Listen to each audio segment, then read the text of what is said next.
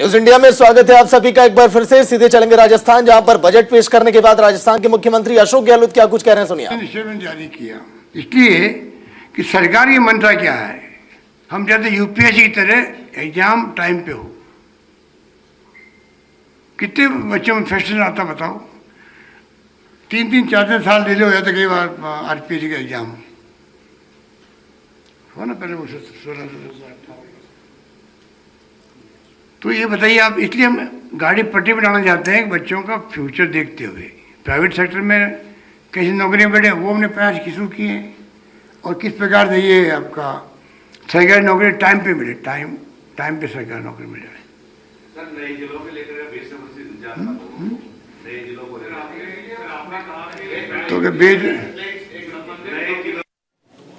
तो अशोक गहलोत जिन्होंने आज बजट पेश किया है राजस्थान में और उसके बाद में मीडिया से मुखातिब हो रहे थे, ये पहली बार हो रहा है कि किसानों के लिए एक अलग से बजट लाया गया है।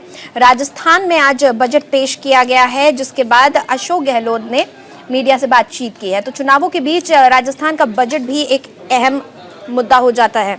9600 करोड़ का बजट आज के दिन पेश किया अशोक गहलोत ने, लेकिन किसानों के लिए बड़े तोहफे आज के दिन इस बजट में रखे गए। 1000 ड्रोन खरीद रही है सरकार किसानों की खेती की निगरानी के लिए। जी, तो चलिए बड़ी खबर आ रही है। यूपी में चौथे चरण के लिए वोटिंग लगातार जारी है। 9 जिलों की 59 सीटों पर वोटिंग जारी है। यूपी में 1 बजे तक 37.45% वोटिंग हो गई। लखनऊ में 1 बजे तक 35.09% वोटिंग, सीतापुर में 1 बजे तक 38.62% वोटिंग हुई। तो बड़ी खबर लगातार हम आपको बता रहे हैं, जो वोटिंग अपडेट्स है आप तक पहुंचा रहे हैं। पीलीभीत में 1 बजे तक 41.21% मतदान हुआ है। लखीमपुर खीरी में 1 बजे तक 40.47%। वहीं रायबरेली में 1 बजे तक का वोटिंग परसेंटेज है 37.22 और उन्नाव में 38.13% मतदान हुआ है। हरदोई की अगर बात करें तो 1 बजे तक 34.45% मतदान। तो लगातार मतदान के आंकड़े बढ़ते हुए जैसे जैसे दिन ये आगे ढलते जा रहा है। बिल्कुल, शुरुआती कुछ घंटों में कुछ धीमी रफ्तार नजर आ रही थी मतदान की, लेकिन अब धीरे धीरे मतदान प्रतिशत बढ़ता जा रहा है। स्टूडियो में हमारे साथ सर्वेश्वर पाठक जी मौजूद हैं, लगातार हमसे चर्चा कर रहे हैं। एक बार फिर सर्वेश्वर जी के पास में जाना चाहूंगी। सर्वेश्वर जी, हमने अभी ब्रेक से पहले सुना था मुनव्वर राणा जी को, उनकी दरअसल पर्ची नहीं उन्हें मिली, जिसकी वजह से वो वोट नहीं दे पाए। उन्होंने किसी का नाम नहीं लिया, कुछ नहीं कहा, लेकिन एक बात जो उन्होंने कही, उन्होंने कहा अब तक हम हिंदुस्तान में रहते थे, भारत में रहते थे। यानी उन्होंने बिना कुछ कहे बहुत कुछ कह दिया है। और इस तरह के जो बयानात हैं इन चुनावों में खासकर बहुत रहे हैं, चाहे पाकिस्तान की बात करें, आतंकवाद, साइकिल का इस्तेमाल और जिन्ना, कब्रिस्तान, ऐसे मुद्दे आखिर क्यों आ रहे हैं इस बार? देखिए नीतीशा जी, जैसा कि अपने संवाददाता ने भी उनसे बहुत कुछ पूछने की कोशिश की, लेकिन वो खुल के नहीं बोले, लेकिन उन्होंने इशारों में बोल दिया अब तक मैं हिंदुस्तान में रहता था। यानी कि क्या अभी वो हिंदुस्तान में नहीं रहते? उनके परिवार के दूसरे सदस्य, उनकी बेगम, उनकी पत्नी का नाम है वोटर लिस्ट में और पर्ची भी आई है, जैसा कि उन्होंने खुद ही बोला। और ऐसी घटना बहुत हजारों की संख्या में होगी। अगर ये चौथे फेज का इलेक्शन देखा जाए तो हजारों के हजार लोग जिनके पास वोटर आईडी कार्ड रहते हुए भी पिछली बार चुनाव में उन्होंने वोट दिया है, लेकिन इस बार उनका नाम वोटर लिस्ट में नहीं है। तो वहां पे कुछ नहीं किया जा सकता। उन्होंने कहा कि पार्षद से हमने पर्चियां मंगवाई। यह तब होता है, इसमें मतदाता को भी स्वयं जागरूक होना पड़ता है कि मतदान होने से 2 महीने पहले तक नए वोटर आईडी कार्ड बनते हैं, या फिर आप चेक करो इलेक्शन कमीशन की वेबसाइट पे जाके।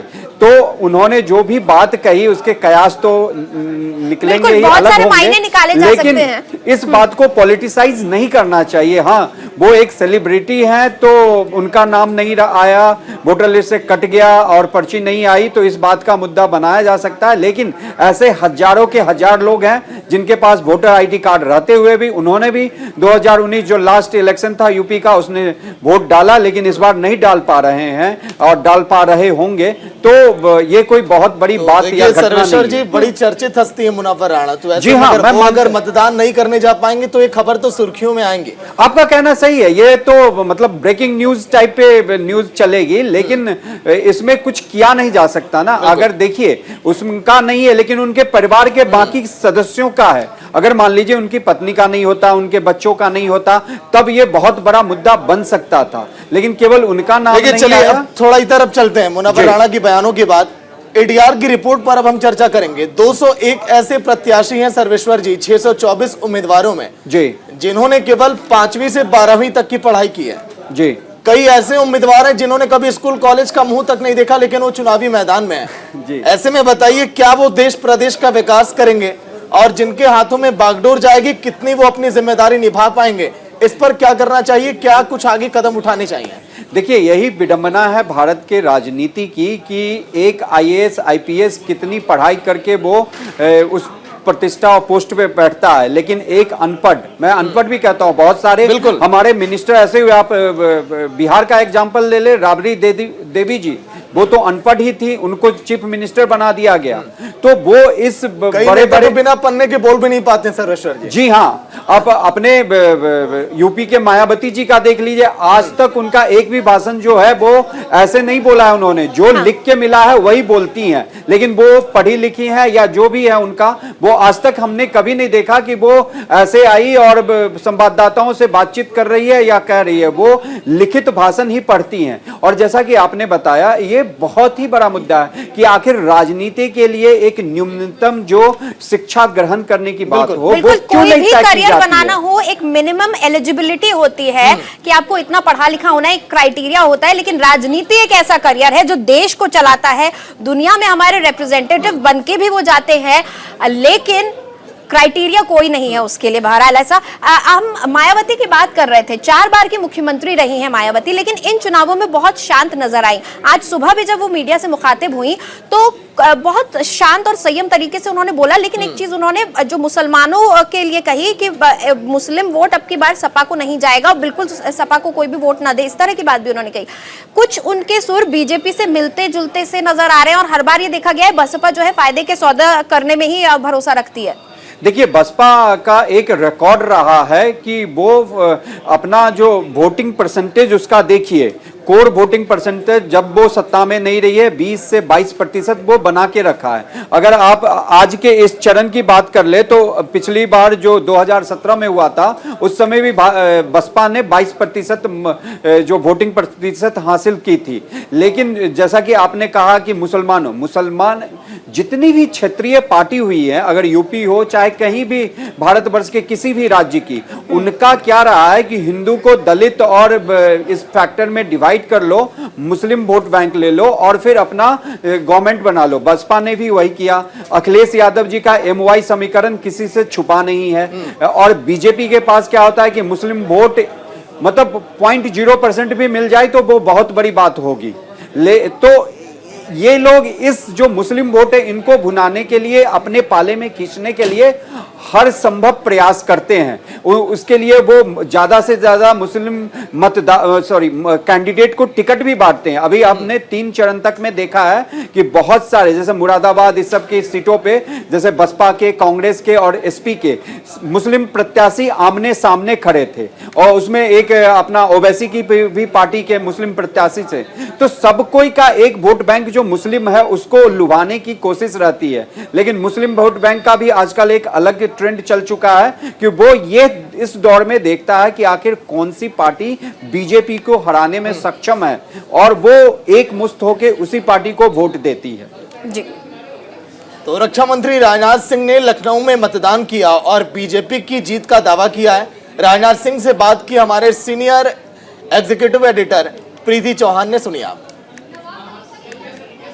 नमस्ते, आप देख रहे हैं न्यूज इंडिया 24/7 और मैं हूं आपके साथ प्रीति चौहान। इस वक्त हम लखनऊ में मौजूद हैं और मेरे साथ खुद रक्षा मंत्री राजनाथ सिंह जी मौजूद हैं न्यूज इंडिया 24/7 पर। सबसे पहले राजनाथ सिंह जी, आपका बहुत बहुत स्वागत है मेरे चैनल पे। बहुत बहुत धन्यवाद। और सर, आप खुद लखनऊ में हैं, आप वोट कर चुके हैं? कर चुका, अभी वोट करके आ रहा हूँ। सर क्या लग रहा है जो समीकरण है, जिस तरीके से बताया जा रहा है कि टक्कर बहुत ज्यादा है, लेकिन कोई टक्कर नहीं है। भारतीय जनता पार्टी को शानदार कामयाबी हासिल हो रही है और मेरा तो यह मानना है कि 2017 की विधानसभा चुनाव में जितनी सीटों पर हमको कामयाबी हासिल हुई थी, कमोबेश 10-5 सीट का इधर उधर हो सकता है, उतनी ही सीटों पर 2022 के चुनाव में भी हमको कामयाबी हासिल होगी। सर अलायंस की बात आ सकती है क्या? पोस्ट अलायंस की बात प्रश्न ही नहीं खड़ा होता है अलायंस की, जिसको क्लियर मेजॉरिटी मिल रही है। अलायंस की बात तो सोच भी नहीं सकता, हम तो इसकी कल्पना भी नहीं करते। सर इस बार मुद्दे क्या रहे जिस पर बीजेपी ने चुनाव, मतलब अभी भी लड़ रहे हो, कैंपेन चल रहा है? गुड गवर्नेंस, कोर जो मुद्दे रहे, गुड गवर्नेंस और डेवलपमेंट, सुशासन और विकास, प्रमुख रूप से 2 मुद्दे थे जिन मुद्दों पर प्रदेश की जनता ने मतदान किया। सर रोजगार, लोग इस दृष्टि से देख रहे हैं क्या? गवर्नेंस के अंतर्गत सब सारी चीजें आ जाती हैं। देखिए, कोरोना के कारण एक क्राइसिस पैदा हुई थी भाई, 2 लोगों का साथ बैठना मुश्किल था, कैसे परीक्षा हो, कैसे भर्ती हो। लेकिन अब यह संकट समाप्त हो रहा है। 100 साल में ऐसी महामारी नहीं आई थी जैसी कोरोना की महामारी आई। उसके बाद सारी चीजें प्रारंभ होंगी, माने रोजगार के अवसर जो हैं वो लोगों को प्राप्त होंगे। बहुत बहुत शुक्रिया। हमारे साथ रक्षा मंत्री राजनाथ सिंह जी थे और न्यूज इंडिया 24/7 से उन्होंने एक्सक्लूसिवली बातचीत। और बीजेपी विधायक पंकज सिंह से हमारे संवाददाता विवेक तिवारी ने खास बातचीत की, आइए सुनते हैं। नहीं, देखिए, इशू तो हम लोगों के लिए डेवलपमेंट का ही है और विकास के जो नए आयाम, कीर्तिमान जो बनाए हैं भारतीय जनता पार्टी ने, यही एक प्रमुख मुद्दा है। कानून व्यवस्था की जो अच्छी स्थिति है, यह एक बहुत बड़ा मुद्दा है और मैं समझता हूं कि लोगों का भरोसा, विश्वास भी भारतीय जनता पार्टी के प्रति इन सब चीजों के कारण बढ़ा है। कल केंद्रीय गृह मंत्री ने एक बयान दिया कि बहुजन समाज पार्टी को अंडर एस्टिमेट करिए, उसे कमजोर मत समझिए। क्या स्ट्रेटजी है ये? नहीं, देखिए, बसपा भी चुनाव लड़ रही है और आपस में सपा बसपा में ही दूसरे नंबर पर कौन रहेगा इसकी लड़ाई है। तो मुझे लगता है कि इन सब चीज़ों को देखते हुए आदरणीय गृह मंत्री जी ने यह बात अपनी कही है और बसपा चुनाव लड़ ही रही है। जब है कंटेस्ट में तो यही बात उन्होंने कही। अखिलेश यादव कह रहे हैं कि इस फेज के बाद वो 200 दोहरा शतक मार देंगे। देखिए, वो तो कुछ भी वो कह सकते हैं, उनको दावों पर खुद सपा के ही कार्यकर्ता उनके इस दावे पर यकीन करने के लिए तैयार नहीं है। और ऐसे लोग, ऐसी पार्टियां जो कि विधानसभा में जितनी सीट थी, विधानसभा में बैठने के बाद धीरे धीरे वो भी कम हो गई हों, वो बड़े बड़े दावे कर रहे हैं। मैं उस पर कुछ नहीं कहूंगा, लेकिन इतना कह सकता हूं कि 35A और 370 की तरह सपा इस बार इतिहास के पन्ने में शामिल हो। आखिरी सवाल, अभी तक केवल 9% पोलिंग हुई और लखनऊ में केवल 8% के आसपास है, तो यहाँ लोग कम निकलते हैं जरा वोट देने। अब धीरे धीरे मुझे लगता है कि मौसम अच्छा है, धीरे धीरे लोग अभी निकलेंगे। मैं अपील भी आपके माध्यम से भी मैं करना चाहता हूं कि ज़्यादा से ज़्यादा लोग निकलकर लोकतंत्र के इस महापर्व में शामिल हों और आतंकवाद, अपराध और भ्रष्टाचार पर करारा प्रहार करने के लिए, अपने प्रदेश को विकास के रास्ते पर और तेजी के साथ आगे बढ़ाने के लिए वोट जरूर करिए। धन्यवाद। तो पंकज सिंह मुझे कह रहे थे कि लखनऊ में हालांकि अभी तक बहुत कम लोग वोट देने के लिए निकले हैं। अपील भी इन्होंने करी है और यह दावा भी किया है कि जिस तरह से 370 इतिहास का पन्ना बन गया है, उसी तरह से समाजवादी पार्टी, बहुजन समाज पार्टी और कांग्रेस भी इस विधानसभा चुनाव में इतिहास के पन्नों में दफन हो जाएंगे। Vivek Tiwari, news India, Lucknow. तो चलिए अब सीधे चलेंगे सुल्तानपुर, जहां पर यूपी के सीएम योगी आदित्यनाथ चुनावी रैली को संबोधित कर रहे हैं। सुनिए आप। और इसीलिए जब भी उन्हें अवसर मिला, सपा या बसपा जब भी आई है, अपने साथ आतंकवाद और अपराध भी लेकर के आई है। 5 साल हो रहे हैं, 5 साल में आपने कहीं प्रदेश में दंगों का नाम सुना है क्या? कोई दंगा आज नहीं होता है। कर्फ्यू का नाम सुना है क्या? कर्फ्यू भी नहीं लगता है। समाजवादी पार्टी की सरकार के समय 700 दंगे, बहुजन समाजवादी पार्टी की समय 364 दंगे हुए थे। समाजवादी पार्टी की उससे पहली सरकार के समय दर्जनों आतंकी घटनाएं घटी थी, जिसमें दर्जनों लोगों की मौत हुई थी। भारतीय जनता पार्टी की सरकार के समय कोई दंगा नहीं, कोई कर्फ्यू नहीं, कोई आतंकी घटना नहीं, भय मुक्त वातावरण। कर्फ्यू का स्थान कावड़ यात्रा ने ले लिया है। और भाइयों बहनों, जो बाजारों में बमबाजी होती थी ना अपराधियों के द्वारा, आज बमबाजी नहीं होती है। आज तो कावड़ यात्रा निकलती है, हर हर बम बम का नारा लगाते हुए निकलती है। समाजवादी पार्टी की सरकार के समय, भाइयों बहनों, समाजवादी पार्टी की सरकार के समय सिपाही महोत्सव होता था। सिपाही महोत्सव में न राग था, न रंग था, न भाव थी, न भाषा थी। आयोजकों को स्वयं पता नहीं था क्या हो रहा है। लेकिन आज उत्तर प्रदेश में जब महोत्सव की बात आती है तो उत्तर प्रदेश में अयोध्या का दीपोत्सव दुनिया के अंदर पूरी दुनिया उसके प्रति जुड़ती है। बरसाना वृंदावन का रंगोत्सव होली कैसे होनी चाहिए, ये मथुरा वृंदावन की होली सबके सामने आती है रंगोत्सव के रूप में। देवताओं की दीपावली कैसे होती है, काशी की देव दीपावली सारी दुनिया के सामने छाती है। रामनवमी अयोध्या की, कृष्ण जन्माष्टमी मथुरा की, भव्य कुंभ और दिव्य कुंभ प्रयागराज का पूरी दुनिया के अंदर छाता है।